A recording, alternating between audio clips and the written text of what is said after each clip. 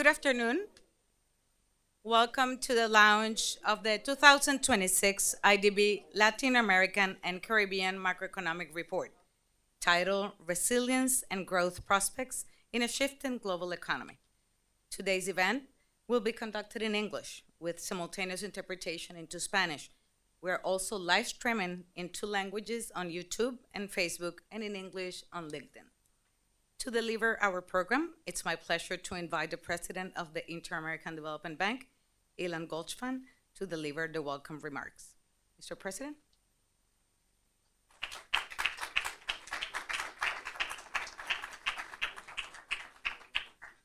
So, thank you all for coming here for this launch of the macro report.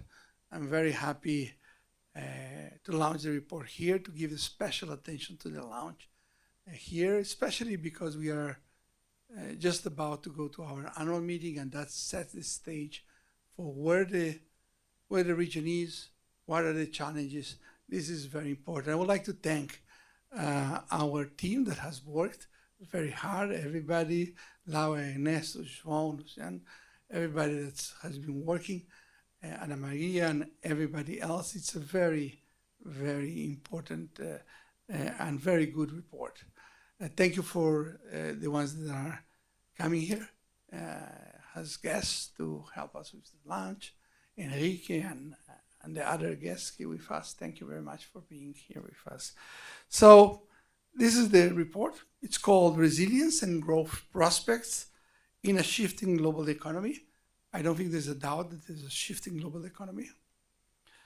The resilience was most surprising, and it's there. So the report looked at the central question, which is how can Latin America and the Caribbean build on this resilience and stability and actually get higher rates of growth in this global environment? The answer matters because we do want stability, we do want resilience, but we want them because we want to get higher income growth, more jobs, and that needs productivity growth and rates of growth in the country. So let me go to the surprising part, which is the resilience. We entered 2026 with quite a bit of resilience after all these shocks. Growth has been steady, maybe not the rates that we want, but steady. Inflation, which was a big problem in the past, has been going down from the shock we had, relatively contained. Unemployment, record low levels in several countries. And the risk perception of the region is going down. Just to give you an idea, we have 200 basis points that it has gone down over time, and it's historically low level. So low level historic of unemployment, low historic level of spreads. This combination is quite unique. But looking ahead, what are we looking for? Global growth remains moderate, not down, but moderate. Interest rates remain elevated, which means that the financial conditions are tight. So we will continue to have this issue of fiscal, which is high debt, and the dynamics are quite crucial. And that's a very important point for the report for us, is that the region continues to face a structural constraint, weak productivity growth for decades. And that's still there, and we need to find out how to use the stability and the resilience to face now our major challenge. So what do? Well, we need to get productivity up. We need to get investment up. It's not enough just to get people to work more. The demographic bonus, that's over. And even the unemployment is getting the historic lows. So it's really about productivity and investment growth. So what are the three forces that the report focuses? And of course, you'll see more details here. But from our point of view, what are they? First, I mentioned tight financial conditions globally. It's not a moment of zero interest rates or quantitative expansion. This is a tight financial condition. So if we want to grow in a tight financial conditions, it's a challenge. Second, the global context gives us opportunities. Not only the difficulties, the challenges, but also the opportunities.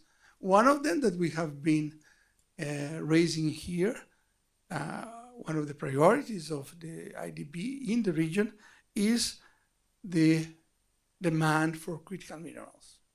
Very important aspect for two reasons. One, critical minerals are essential for the technology that's not going away.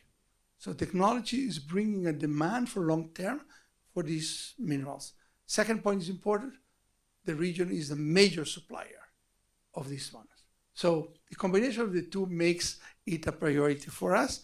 And I understand the report talks about them with several data on talking about lithium, talking about copper, talking about reserves of rare earth, which are very important, and talking about other type of opportunities.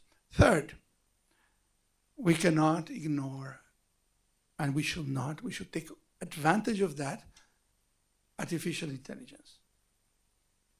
Digitalization, which is we have been doing, but AI. That needs to be not something that we just say it's good to have. Either you step into the train or you're gonna miss the train and then the train is over. And in this regard, it's gonna take a long time out because we need to be in this AI train, because if you're not there, you are gonna miss it dearly. We have a data, it's based on 6.2 million online job posting across 15 countries. What do they show? There's a clear labor shift demand. So 25% of the vacancies require specific digital skills. And AI reporting posting reached already 7% of all the vacancies in 2025. So think about it. AI is a new thing, but already almost 10% of the vacancies are posted requiring AI. So that's a very interesting data, and I think it's very important. What does it mean for policy? Because we enhance policy, we work with policy, we are not just talking about the data. Of course, we are a knowledge bank, which is very important, all this knowledge, but we want to know about policy too. What are the policy implications? First, resilience, don't take it as granted. That's gonna be there forever. So we need to continue having macro stability, fiscal frameworks, and monetary policy, independent central banks, buffers to resilience. All of this needs to continue to be a recommendation. We can never put our guard down. So what about the other part, productivity gains? Well, we are an IEB group. We have the public side and the private side. The public side, we need to generate what we're calling the enabling conditions. So we strengthen institutions. What does it mean? It means that things go over time, that beyond governments, but more state-owned policies, regulations. And that's very important in a polarized world where one government is very different from the next one. If you have to restart things and change things, that really is a legal uncertainty and regulation uncertainty. So for me, building institutions is about stability over time, over government, keeping the state has a unifying influence. Second, investing in skills. Third, deepening integration. And we have been following integration quite a bit. Integration in South Connection, which is one of our programs. In the Caribbean, they need scale. It's one Caribbean. In the Central America, they have the same problems. America and El Centro. We would like to foster more integration because this is a way for us to gain scale and to gain productivity. Last but not least, as we have mentioned to you, let's take the opportunities. So if it's critical minerals, let's work on that. So what is the role of the IDB? I mentioned a few of them. We need to be in the middle. We need to look at what is happening, look at the direction of travel, and be able to foster. So for example, in this annual meeting, which is going next week, and that's why I like, because this report gives us a stage of where is the macro to why are we doing what we're doing. So we're gonna launch the La Crece, which is Latin America Growth, Crece. So we're gonna concentrate on how we're gonna use the whole sides of the group, from the IDB Invest that finances companies to the enabling conditions that we do with the governments, from the IDB Lab that generated innovations, all of them together, thinking about a framework in specific countries. So we have 3 or 4 countries, and we can talk about them, but we are working together, the whole group, in a country to build on the stability to get growth. That's La Crece. We're going to launch it at the annual meeting.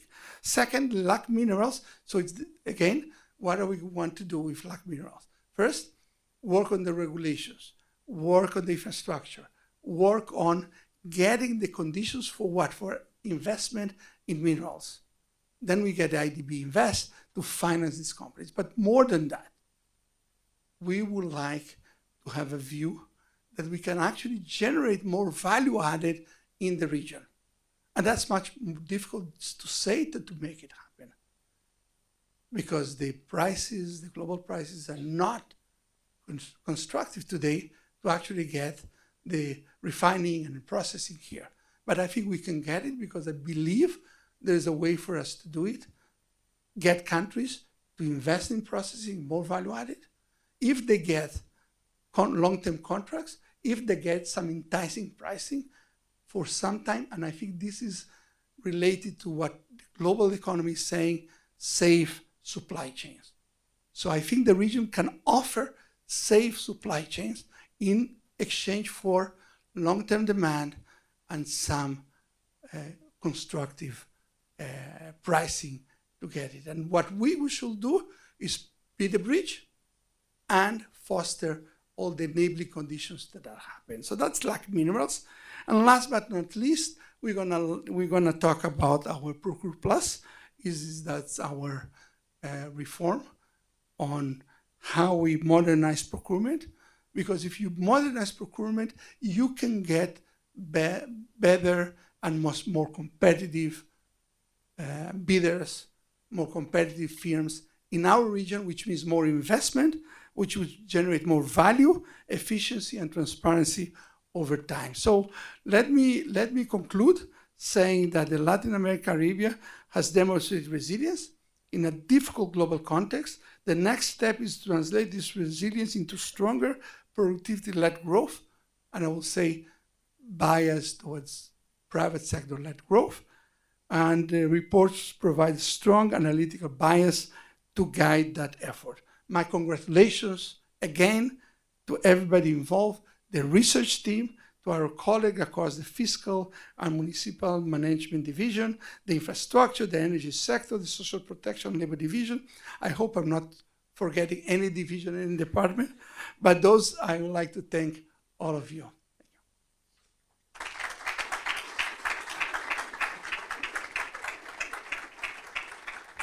Thank you very much, Mr. President. Now we turn to the 2 coordinators of this year's report, Luciana Juvenal and Joao Aires from the IDB Research Department. They will guide us through the key findings of the 2026 edition. We're going to start with Luciana.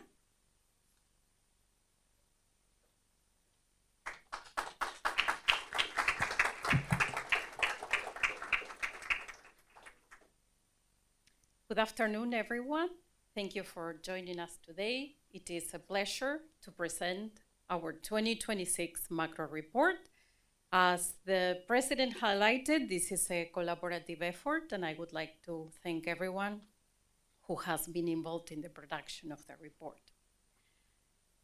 The global macroeconomic outlook has shifted in important and lasting ways. Trade patterns are changing.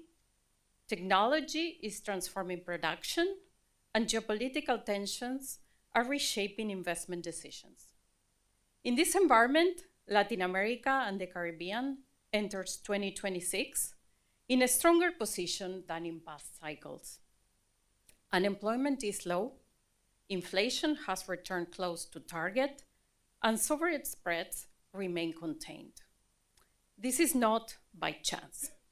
It reflects years of improved macroeconomic management, stronger fiscal frameworks, and more credible monetary policy.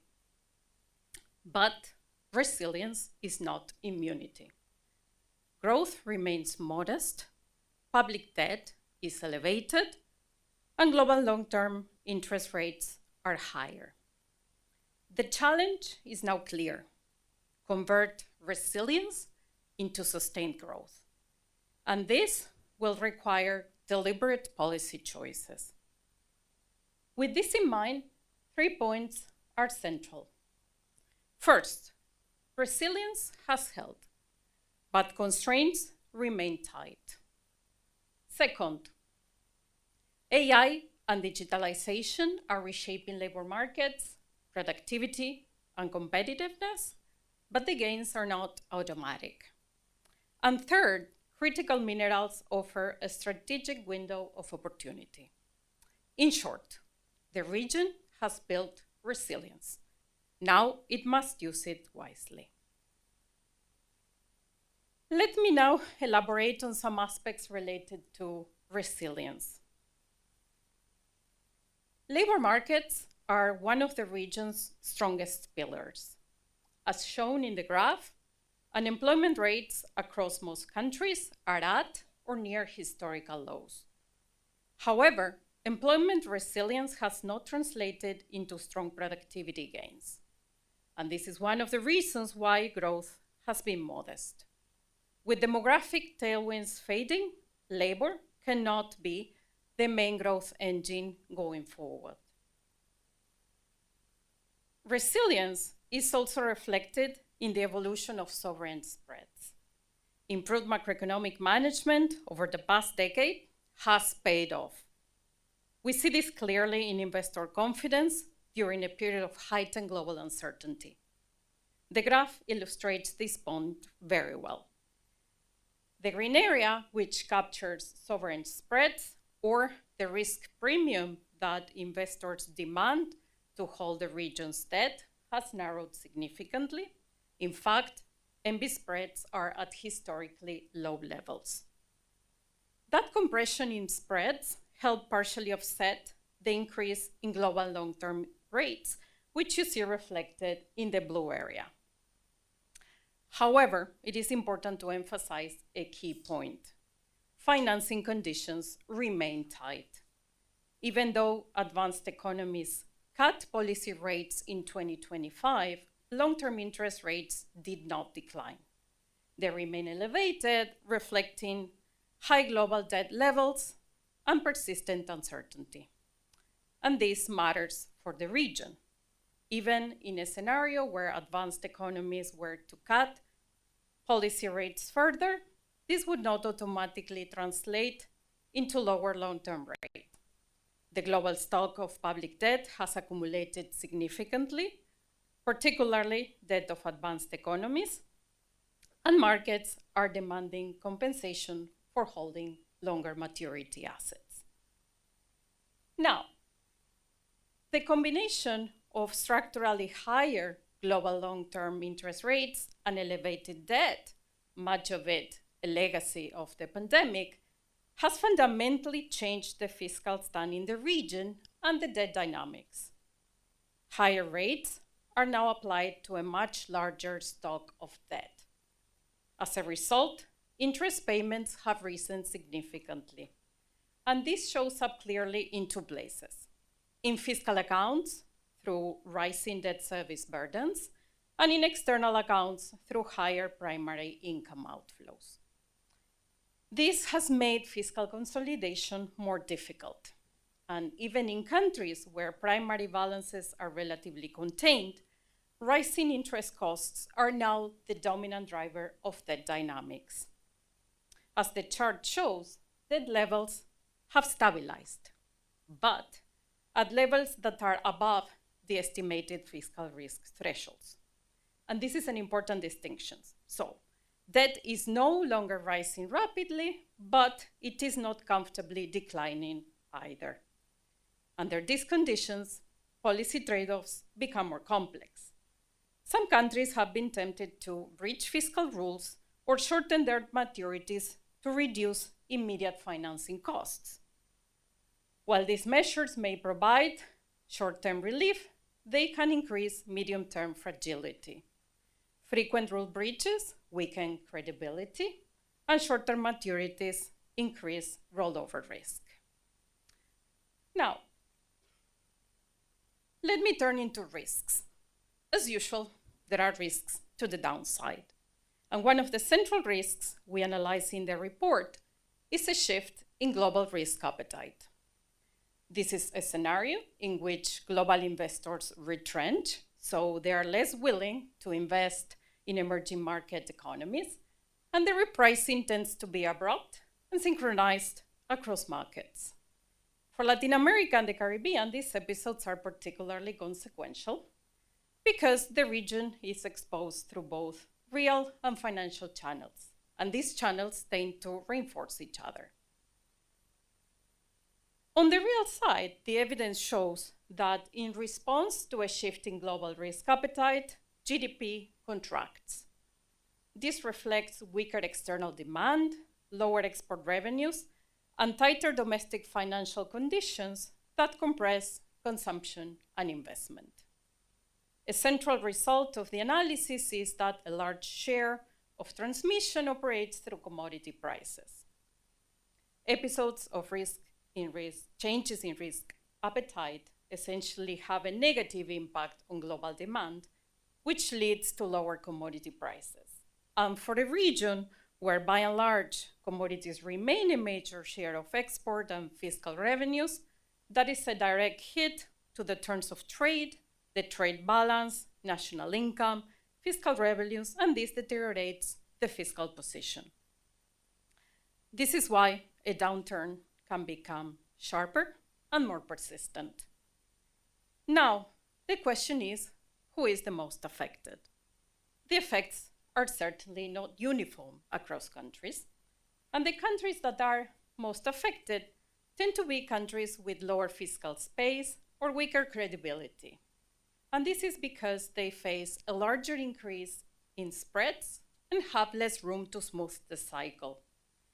One key takeaway is that resilience depends on building policy buffers before the shock hits. And that means preserving and rebuilding fiscal space and strengthening credibility and fiscal anchors. Now we will turn to the opportunities section of the report, which Joao will discuss next.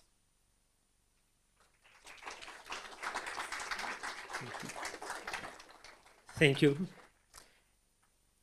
As Luciana mentioned, the world is experiencing rapid technological change, particularly in digitalization and AI, and in Latin America and the Caribbean is no exception.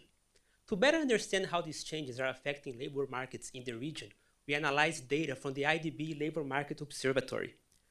This is the data the President referred to in the beginning. We analyzed more than 6 million online job postings across 15 countries between 2022 and 2025.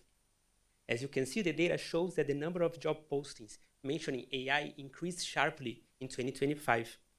Importantly, AI demand is not limited to occupations that has technical roles. It also appears in creative and administrative roles, showing that these technologies are spreading across sectors. And this can have important macroeconomic implications. Digital tools and AI can enhance workers' productivity. If properly integrated into the economy, these technologies can become a new source of productivity growth for the region. But these gains are not automatic. For example, if the supply of skills does not keep pace with demand, skill mismatches may widen, limiting the overall productivity gains and potentially increasing inequalities.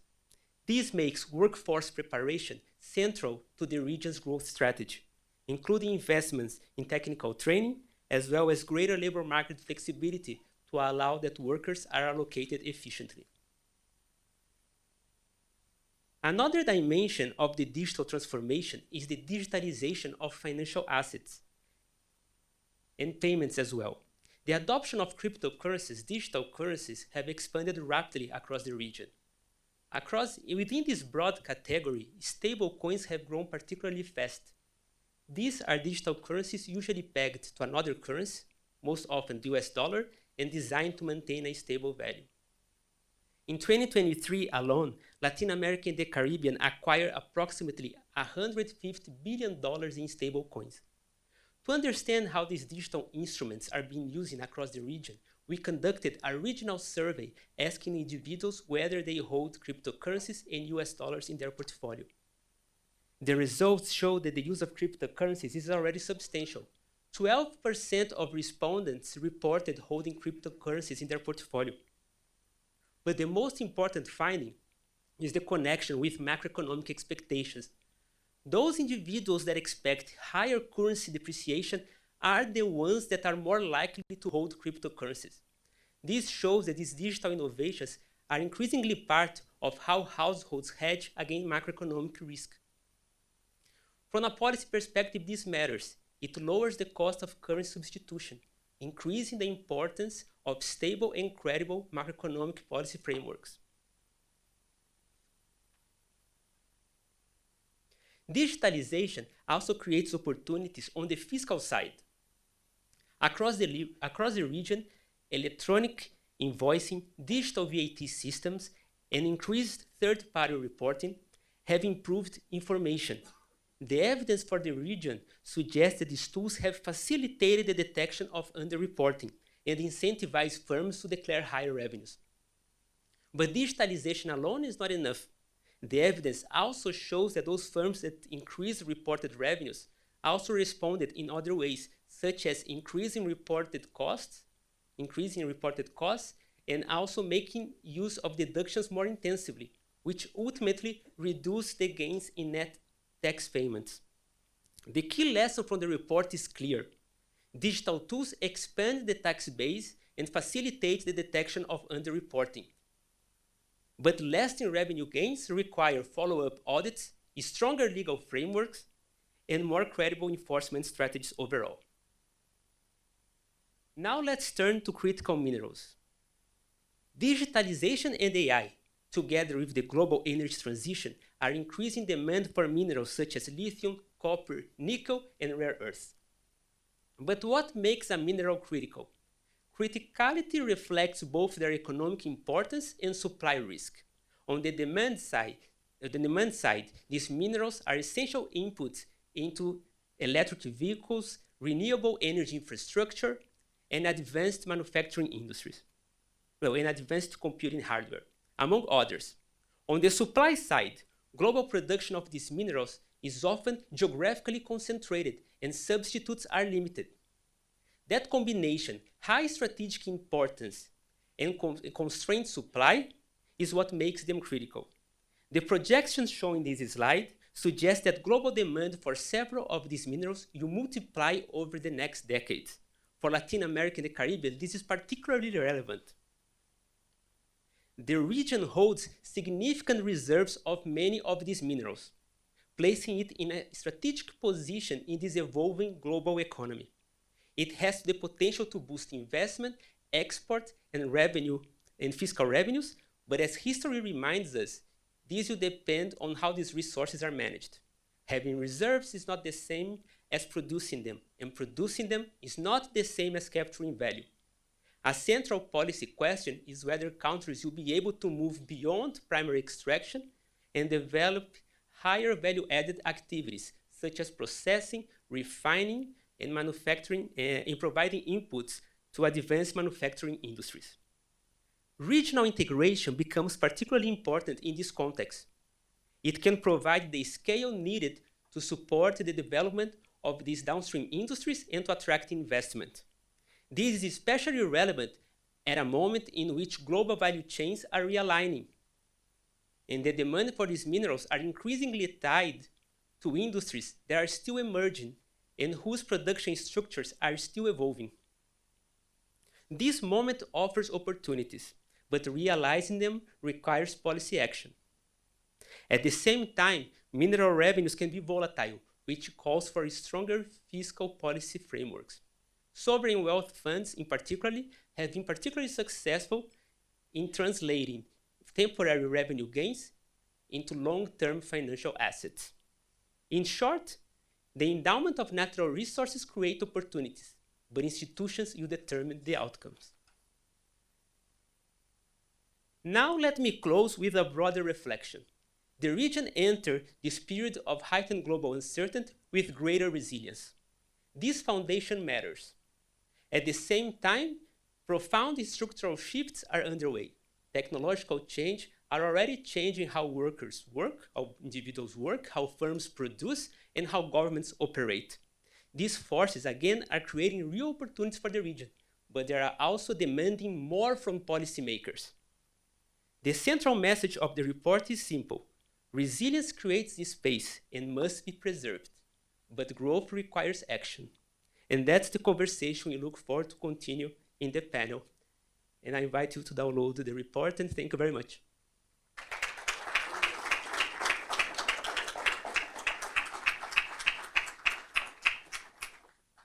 Thank you very much, Luciana and Joao, for a great presentation. Now we are going to turn to our panel. We're delighted to host a distinguished panel on From Resilience to Transformation, Navigating Risk, Technology, and Opportunity in 2026. Please join me on stage, the moderator, Ana Maria Ibanez from the IDB, Francesco Bianchi from Johns Hopkins University, Ms. Era Davila Norris from the IMF, Ms. Annabel Gonzalez from the IDB, and Mr. Enrique Mendoza from University of Pennsylvania.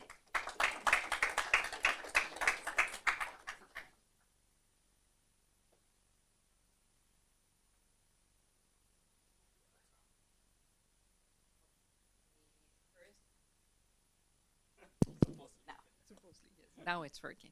First, thank you very much to all of you for being here, and many congratulations to Luciana and Joao for coordinating the report and for doing a wonderful presentation both. And thanks to all the group that has produced this report.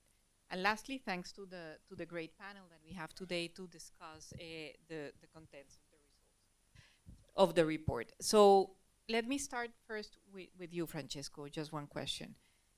As the president has said, and as the two presenters said, Joao and Luciana, the report shows that Latin America and the Caribbean is resilient. It has shown a strong resilience despite the global shocks that we are facing and the tighter financial conditions. What do you think explain this resilience? And what is the risk, the main risk that could challenge it going forward? So first of all, thanks a lot for having me. So I tend to agree with the report that the improvement in institutions in South America and in Latin America and more broadly really played a role in this case. I also think that to some extent this was truly a global shock, while in the past we had shocks that were maybe more affecting emerging economies with respect to advanced economies. So in this respect, I think that there was a little bit less asymmetry between advanced economies and emerging economies, so that might also in part explain why we didn't see the typical flight to quality pattern for which capitals leave emerging economies toward more advanced economies. So in this respect, and I think like we could have a separate conversation about all of these, advanced economies to some extent, they look a little bit more similar to emerging economies. So in a sense, while we have seen a significant improvement in institutions on the side of emerging economies, I think the gap has been closing also because on the other hand, advanced economies now have accumulated large amounts of debt. They have structural problems that they are very reluctant to face. So I think this in part explains why these countries were able to go through the crisis in a much more favorable way. And to some extent, I think they were also way more responsive to the increase in inflation. So we saw many of these countries increasing rates much faster compared to advanced economies. So I think there was definitely a bit more attention to preserving the reputation that has been built over the recent years, and I think that played a big role in providing favorable outcomes for the countries. Thank you, Francesco. So the gap between the emerging world and the developed world has been decreasing for positive and for negative reasons.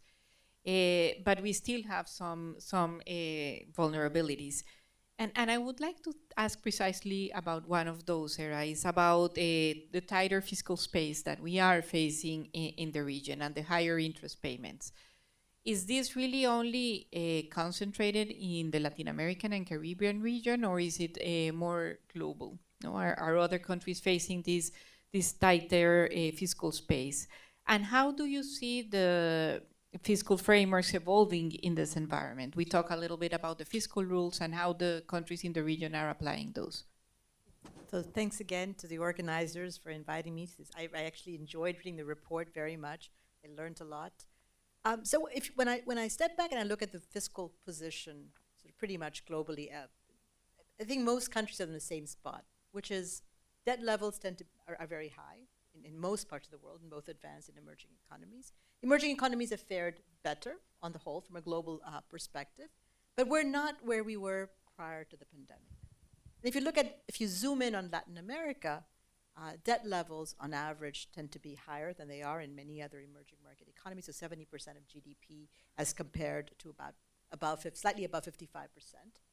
We're also in a different world than we were a few years ago. We're no longer in an environment where interest rates are low. There's much more volatility that we're seeing in financial markets and bond markets, even in advanced economies. Interest burden are much higher. If you just look at over a very short time span, globally, interest burdens have increased from about 2% of GDP to 3%. In Latin America, it's even higher, from an average about 4% to close to 6%. So debt service burdens are higher. At the same time, countries have the same needs to spend more. As Ian was mentioning, there is still the imperative to develop, to grow, to invest in needed infrastructure, for social protection, what have you. So spending needs still remain very, very high. And as we're seeing from the news, there's a lot of uncertainty about where the global economy is headed. So countries can be resilient, but the amount of buffers that you necessarily need are very different when we live in an uncertain environment. I always think about engineers. Engineers talk about robust control. It's a min-max problem. You want to have the kind of policy frameworks, you want to have the kind of institutions that are robust against a lot of uncertainty, because we don't know what could happen tomorrow.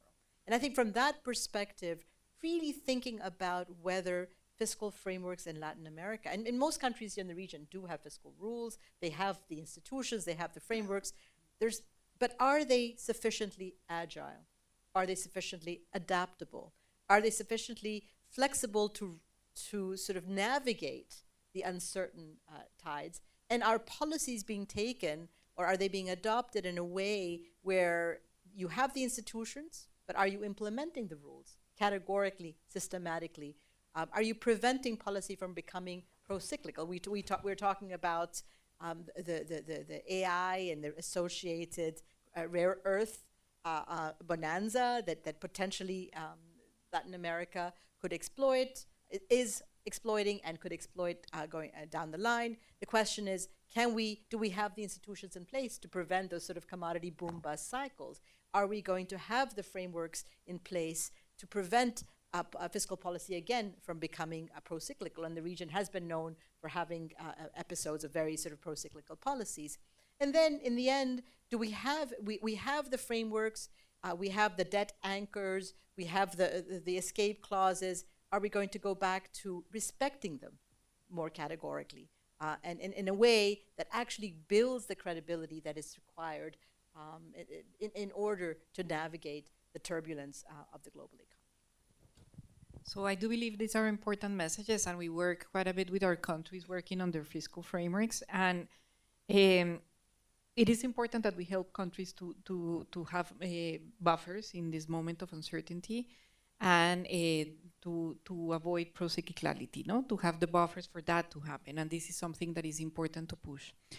Enrique, I want now to move to technological change. The report mentions that we are undergoing rapid technological change, and this is shaping the global economy. But the big question is whether this technological change is going to translate in the region into more productivity, more economic growth in the region, and how we can do it. I mean, how we can get it right for that to happen. It's not maybe not going to happen alone. Thank you. Thank you very much. Thank you for the invitation and the opportunity to be here today. Really appreciate it. I think there's no question that the widespread adoption of the artificial intelligence in particular is changing our lives, and it's going to change our lives. Just in the last couple of years, what has happened is just transformative in several degrees. In my profession alone, it's just a thing of marvel to sit down and ask, Cursor or one of these DeepSeek or one of them to code these macro models that we used to take a long time to train students to program and to solve. And now you have these machines that they're not perfect, but I would say that at least 80% there. So it's pretty amazing. They prepare slides, they do your reports, they fix your web page. They do all these enormous things that used to be time-consuming. It's also at the same time presenting challenges. It changes a lot how we teach, how we assess knowledge. It's making it very difficult for us to think, for example, about term papers, where term papers have become very, very difficult to handle.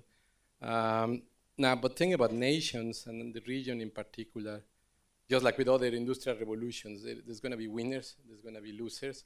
I think the president of the bank put it right in his introduction that a lot of what's going to happen in the region in the future depends on how quick, efficient, and adapt we are at adopting the new technologies. And from my point of view, there are three things that are very important that go very well. One of them is education. So the educational systems have to become more efficient and more geared towards providing the kind of knowledge and the kind of skills that these new technologies. This is why I started by describing my own experience, because it's changing how we need to teach and how we need to provide skills to the younger generations, so that they're developing the skills that these new industries, adopting these new technologies will need. The second is finance, the provision of finance to entrepreneurship, to the development of businesses, not just for the adoption of technology in the large industry. I think industries that have grown large and are financially independent will do this one way or the other because they have the incentives to do it. But there's also a whole collection of smaller service businesses that are going to be developed. Just think about small shops to maintain equipment and air conditioning units and data centers and all these other businesses. So there is a lot of development and finance of small and medium enterprises that will be part of the process of adoption of the new technologies. And thirdly, and just as importantly, I think we have a problem with institutions as well, and the development of institutions and governance. But very specifically, I want to mention the problems with the rule of law. I think the events that we saw happening in Mexico 2 weekends ago, and that we have seen before happening in other places like in Ecuador, in Haiti, in Venezuela, and Bolivia, remind us that these issues with the crime, the lack of security, the drug trafficking, the weakening role of the law and order in a lot of the regions of these countries present challenges. And they obviously have an enormous human cost, but there also are very large distortions on the way businesses and the whole of society operates. And I think I'm going to say a little bit more later about this if I have a chance. It's important that we make some progress, substantive progress in reducing these problems and minimizing these problems. Thank you very much, Enrique. And really, those 3 points are essential. In fact, we at the IDB are working on the 3 issues. No? On crime, we are working with many of the countries in the region, and we do believe this is something that is very important. And now, Annabelle, I want to turn to you because Enrique mentioned 2 things that are important: education, skills, and also infrastructure. He somehow mentioned it when we were talking about data centers and that. And so from the operational perspective and your discussions with the different countries, what do you believe are the main bottlenecks that are really preventing countries from investing in these 2 things? infrastructure and skills, which we need to take advantage precisely of this rapid technological change. So thank you very much, Ana Maria. And first, congratulations to the coordinators of the report and Laura and everybody who participated in it, and to you, Ana Maria, as well. So we know that emerging technologies, particularly digital technologies, are transforming how economies operate and how government deliver services.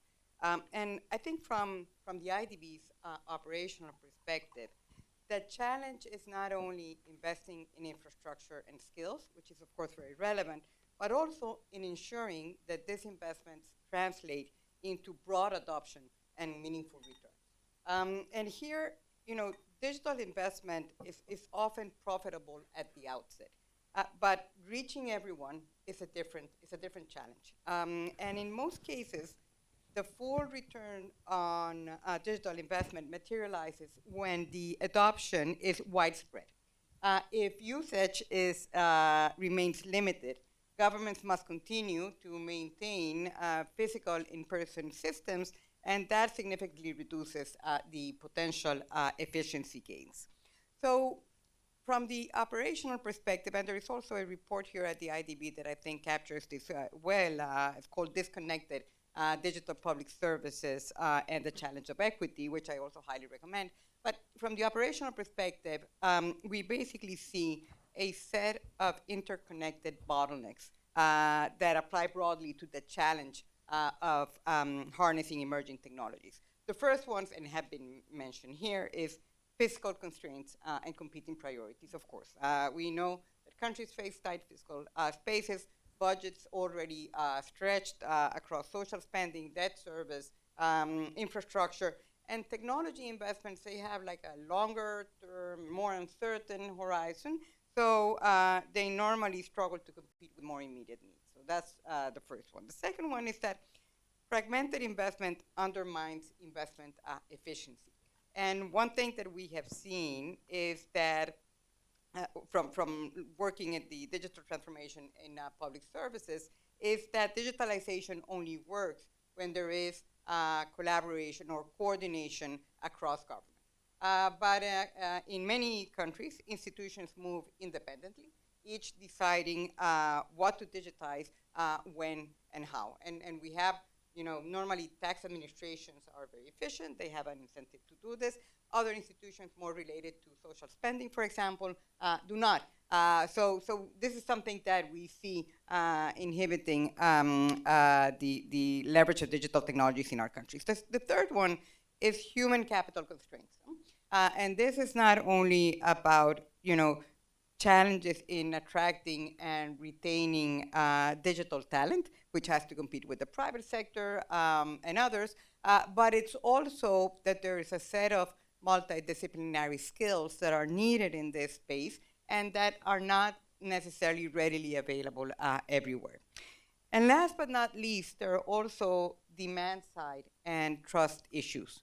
Governments, they may invest heavily in developing the platforms, but sometimes they allocate comparatively little to outreach or digital literacy and trust building. And yet trust is fundamental, because if people cannot trust that their data will be protected and they have no trust in the digital systems, they simply will not use this system. So these are some of the barriers that we see, not only for investing in infrastructure and skills, but really more broadly for translating these investments into this broader adoption.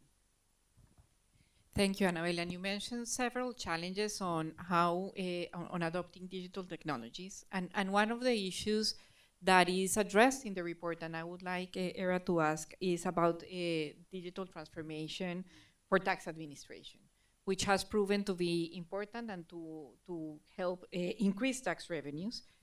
I would like to ask you, because you see all the countries in the world, how much progress has been made globally, and how much room does Latin America and the Caribbean has for improving this, given especially the high levels of informality that we have in the region?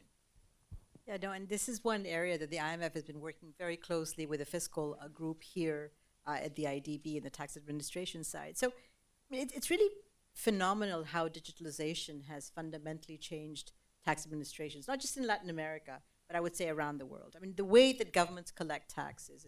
How many of you remember sort of those paper trail, filling sort of, in tax offices, having these sort of large ledgers of sort of everything that was handwritten. We've gone away from periodic audits to real-time data and much more sophisticated forms of auditing. So in many ways, very transformational, but I should also say uneven, right? Globally, as well as in Latin America. I mean, almost everywhere that we see, the basics have been digitalized. So you have electronic filing, you have electronic payment, but if you sort of really scratch below the surface, you say, are countries really making use of this massive amounts of data that they're collecting? I mean, how good is data analytics? How is it really helping you? Then the answer is, well, the scorecard is sort of not that high a score globally. I mean, where Latin America has really done well, and I would say has been the front runner, is electronic invoicing, particularly when it comes to the electronic invoicing for VAT. Payments VAT is a really important tax in the region. And if you look at Peru, if you look at Brazil, if you look at Chile, Uruguay, these are all countries that have really adopted this technology and have found ways to improve VAT compliance. I mean, Brazil's SPED platform is really a standout. I was quite flabbergasted. I was quite amazed when I saw what functionality, what it can do, and how much the government, the tax authorities have been able to achieve as a result of adopting it. So this is, really transformational. But then when you look under the hood, you realize that progress has been sort of uneven across the region. You still have, you look at the digital sort of office front. It looks really impressive, but when you look more carefully, you see that there's still manual processes, very siloed data. Annabelle, you mentioned cybersecurity, skills gaps, and I think many of these issues also plague tax administrations. And then, as I said before, what do you do with this massive amounts of data that you collect? And I don't really think that most countries in the region are really doing what they could. Cross-checking this data with firm level, labor force surveys, household data. You could do so many more things than they're actually doing. And this becomes particularly relevant when it comes to the point that you were raised about informality. Informality is not just an issue it's fundamentally, from a tax administrator's perspective, it's an issue of non-compliance. And it exists at every level. So you have, we're not talking about the mom and pop, stores. We're talking about firms that hire workers on certain types of contracts where you don't have to pay social security. Or you don't necessarily report all your sales. So there's many dimensions of informality where activity takes place in the formal registered space, but it's not captured adequately. And here, digitalization could actually be a game changer. In fact, Jamaica's example is a good one where you improved compliance, you increased revenue to GDP ratios by using digital tools in a useful way. Belize is another example. You didn't just automate away processes, but you really changed the way fundamentally that taxpayers or potential taxpayers deal with tax authorities. So there are many very good examples of what can be done or has been done in the region, but there's also more that could be done and how the technology could be deployed in ways to really plug those holes in tax spaces. And it would be fascinating continue working with you. No, I think using these technologies and digitalization for what you mentioned can be a game changer. Is, I believe, very important. Let me now go to you, Francesco, and talk about still financial innovations, but here talk about digital assets. Joao showed a very interesting graph on this, but one important challenge about using digital assets is that we really may need to increase the stakes for policy credibility. What do you think about this financial innovation and whether this makes macro credibility more central and more important? And how should policymakers respond as a consequence of this? No, definitely the development of stable coins specifically, I think, puts a little bit of pressure on institutions in developing countries, in emerging economies, to step up a little bit their game in terms of credibility with respect to monetary policy, because effectively it makes dollarization much easier to implement because you don't need the physical dollars, no? So I think it's at the same time a challenge and an opportunity, in the sense that by making it easier to move away from the local currency, it enforces a little bit of discipline on the local institutions. But at the same time, it's an opportunity if, like it was discussed in the report, if we can, for example, develop a central bank currency, a digital currency. So anything that has to do with the transformative moment, I think it's always an opportunity, and I think the discussion here was from the very beginning whether these countries will be able to catch the train and actually jump on these opportunities. But when you actually see what's happening, how quickly things are evolving, and how quickly, especially young people are adopting these currencies, these digital currencies, definitely this is going to force central banks to actually improve their communication with respect to what their goals are, what the long-term inflation rates are expected to be, and most importantly, to deliver on these goals. And again, I think this is a positive development. I think a little bit of external discipline or market-based discipline is always more meaningful than big speeches. I think, like, if in a sense, if the market forces you in a certain direction, you naturally become more credible. So I think in general, I see this as a positive development, both in terms of new opportunities, like we discussed on the labor market, but also in the financial system and in the space of monetary economics, and related to that, fiscal policy, of course. So overall, I think it's going to be a good development, but it definitely requires, again, some serious thinking about the fact that now it's much easier for the average person to move away from the local currency. And we know that there are certain benefits of being able to have the local currency as the dominant currency in a country, because it allows essentially to trigger certain escape clauses when a crisis occurs. And I do believe this is also a very fascinating area to work with countries, no? Because, as you mentioned, this is going to impose some external discipline on the countries, but the countries will need to react very rapidly to the adoption of these digital assets. Enrique, I want to talk a little bit about critical minerals. We have an interesting chapter on the report about critical minerals, and I would like to ask you how we can use this opportunity, whether this is a real opportunity for the region to move from mostly extractive production of critical minerals to go up the value chain, whether this time Latin America and the Caribbean will be able to do so, no? Because we have been a commodity economy, and hopefully we move from that a little bit.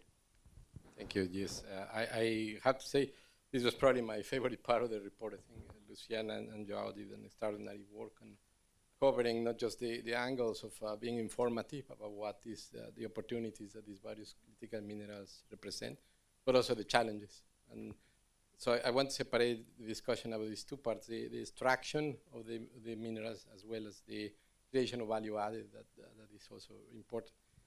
If you think about the first part, which is the extraction discussion, this is a region that gave the world this idea of the Corso dimension, the course of the natural resources that the whole literature written about is because of the problems that countries like the ones in Latin America had with previous episodes of commodity booms. So the problems that we had in Latin America prior to the 1980s crisis are very reminiscent of that. But then Joao also mentioned this very important things we have learned that we can do better, and that I'm optimistic that we will do better. And that has to do with the use of stabilization funds, like the Chileans did with the Copper Stabilization Fund, to save a fraction of the surging revenues that would come from these critical minerals. The use of the sovereign wealth funds, which is kind of the eventual evolution of this idea, to systematically and in a rules-based system develop the construction of these buffers, rather than just talking about the idea of trying to supplement it.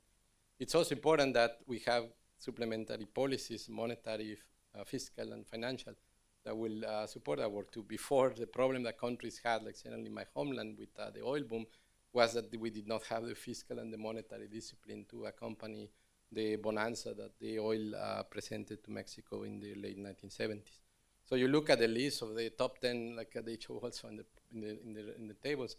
Latin American countries show frequently the top 10 list of a lot of the rare minerals, the lithium, also copper, and several of the other ones that will be in very high demand. So the idea that Brazil or Bolivia could find themselves where Mexico found itself when it discovered the Cantarell oil field in the late 1970s, with very large reserves of a mineral that can be sold at very high prices, very high demand, is a really highly likely scenario. So how we respond to it. So that's for destruction. We have learned the lesson of how to do destruction and make it more stable. The creation of value added, that is a taller order. And it's something that it was certainly discussed before in the previous commodity booms, that we did not want to be these countries to just be commodity producers, but to develop down the chain of value-added creation to create more employment and do better. I think there it's important to think about the three things that I was mentioning earlier. That you need an educational system that provides the skilled labor that will be needed. As we're talking over lunch, this is not an easy process in many instances. The extraction of these minerals alone, let alone the process of separating them and producing the different components of them. The other is the financing. Think of it as these industrial magnets for which we want the lithium and the other rare minerals. The production of those requires not just the industry that's going to do it, but all these ancillary services and components that go into it. And to be able to finance the development of the industries that are going to do that, or the firms and the smaller firms that will do that, is a very important aspect. And then finally, think about, again, in the case of Mexico, the discovery of these very large lithium reserves that we had a couple of years ago. It happened to be in Sinaloa, in Jalisco, and in Sonora. And these are the areas where, in the rural areas, essentially the role of the local, federal, and the state authorities is very minimal compared to what all these other organized crime cartels are doing. So it's very difficult to imagine that businesses can prosper if they have to operate in these areas. We have this experience now in Mexico with oil, with the so-called huachicol. It's a very difficult environment for businesses to operate. So we can certainly do a lot better if we can improve in those two areas, in these three areas that I mentioned. So you mentioned the importance of institutions if we really want to go and take advantages of these critical minerals, as Joao mentioned when he was discussing the opportunities of using these critical minerals for more economic growth, but especially for more economic development. This is very important. And we are working on how to add value at the IDB. Laura is precisely leading a report on that, on see how we can add more value, and we have ways of supporting the countries as well, as the president mentioned with like minerals. And I would like, Annabel, to ask you precisely this. What really are the main constraints that you are seeing to develop these regional value chains around critical minerals? You have worked on regional value chains for many, many years. You have experience on this. What is your take on it? So I think the most important part here, if I would sum it in one phrase, is the need to develop a functioning ecosystem that enables the productive use of these natural resources that the region has. Because at least up until now, the region falls short on institutional, infrastructural, and market conditions that are needed to transform these resources into broader economic activities and to sustain regional value chains. So what are some of the things that we see? And I think some of them are well known, and the report I think makes a very good, a very good work in putting them up in front. The first is that there's this strong upstream bias in productive activities, in the extraction, in exporting raw materials, and a persistent difficulty of developing midstream processing and upgrading capabilities. And these are difficult, right? Because there are entry barriers. There is the need to have stringent quality standards. There is the need for laboratory infrastructure. There's the need for skilled labor, reliable industrial services. So this is a very important challenge. The second one relates to infrastructure, energy, logistics. These mineral deposits are often located in remote places, so it's difficult to get them, from where they are to further processing, lacks of roads, rails, ports, industrial hubs in general. We also have, that the processing and refining are highly energy intensive. So it's very important they require reliable and competitively priced energy, not just installed capacity.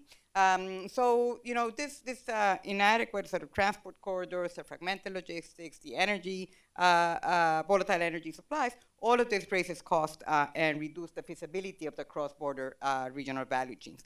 Then, of course, we also have regulatory uncertainty and weak permitting capacity. And we know this well in the region. It's often, processes are slow, they are fragmented across agencies, they're subject to shifting requirements. I was in Chile just last week, and we were discussing that there are, some investments that have been in the trapped in the permitting process for over 5 years. So this is an example of the kind of things that are confronted in the region. But it's not also the processes, but it's also weak enforcement. And weak enforcement, it can also turn into sort of further undermines credibility, increases financial cost, and the like. And finally, we also have divergent regulatory regimes across countries, which also raises transaction costs, making regional integration more difficult.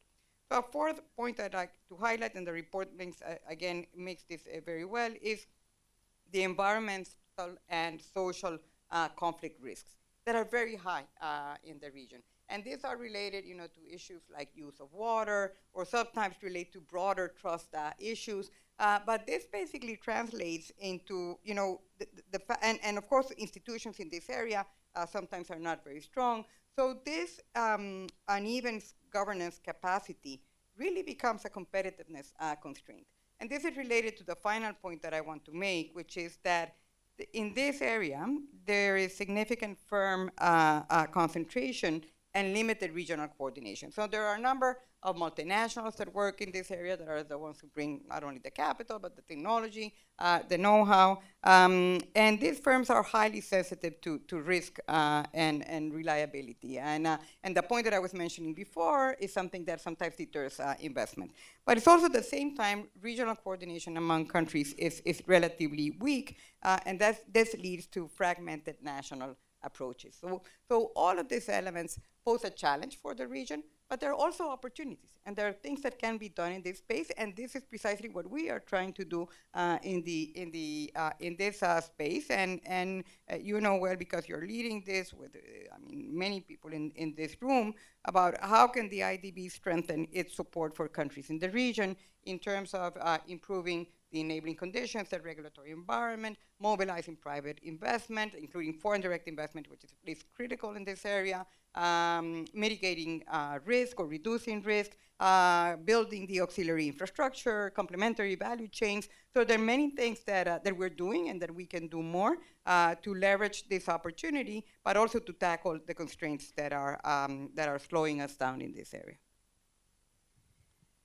We have plenty of opportunities, no? The region has plenty of opportunities that we hope we are able to unlock.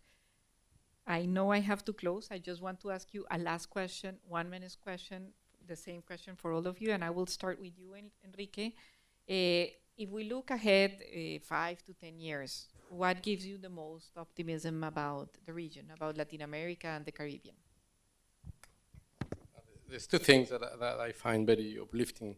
One has always been, I think, the kindness and the resilience and the optimism of the population of the countries, the folks that live down there, and the wealth, the natural resources that this region has always had. It's always been a region with a very, very strong potential. And I think, as we were discussing through the rest of this meeting, so a lot of things that have changed, that have gotten better. Policymaking institutions are more credible. Still a lot of things to be done. but the things that have gone better and the opportunities that are presented by the junction in which we find ourselves for international reasons as well, present unique opportunities. And I think I'm optimistic that certainly from the economic policy making side that we can take advantage of them. And finally, just the fact that democracy and the fact that the respect for institutions to go into the future has been something that I didn't expect to be as resilient as it has turned out to be. So that's also good. Thank you, Enrique. Anabel. So I would endorse fully what Enrique said. Exactly, exactly. Maybe just add one thing, which is that across Latin America, many countries, from Bolivia to the Dominican Republic, from Ecuador to Argentina and more, they're putting economic growth back at the center of the agenda. And they're trying to transform their economies. And they are making important reforms in this direction that maybe we have not seen before. And to me, this is a source of optimism because it's, in the current context, we know that it is challenging, but it is even more relevant that countries actually, sort of decide to really focus on growth. And that to me is also a source of optimism. Thank you. Ada.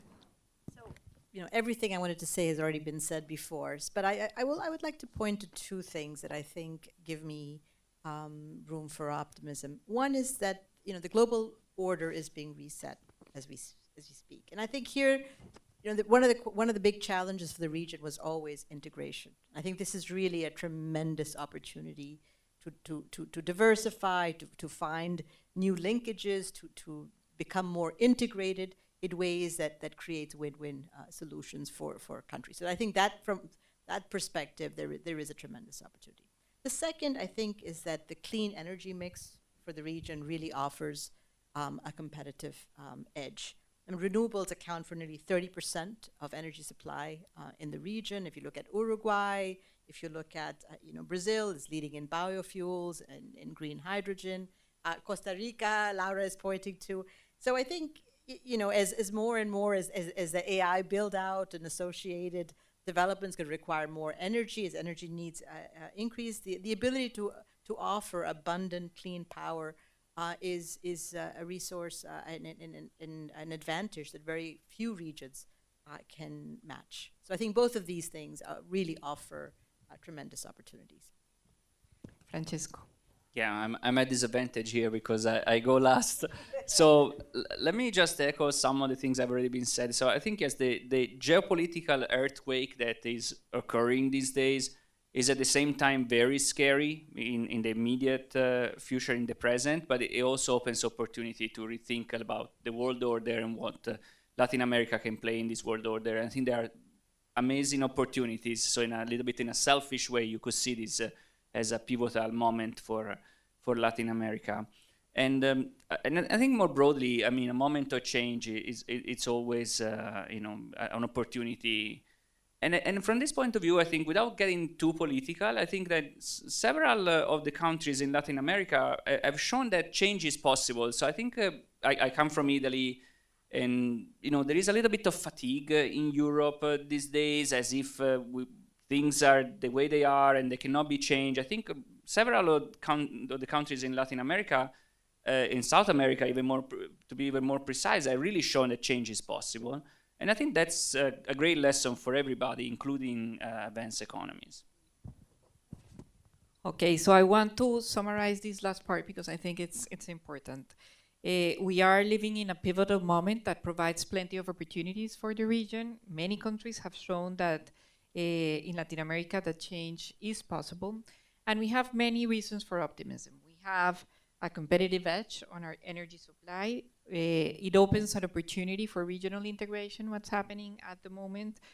We are, with economic growth back in the agenda of our countries, of the policies that the countries are doing. Democracy and the respect of institutions is one strength of Latin America and the Caribbean. We have wealth of natural resources, and something that I wanted to end with is the resilience of the optimism of the population, which precisely shows that change is possible. Thank you very much to everybody, and thanks for the team for this incredible report.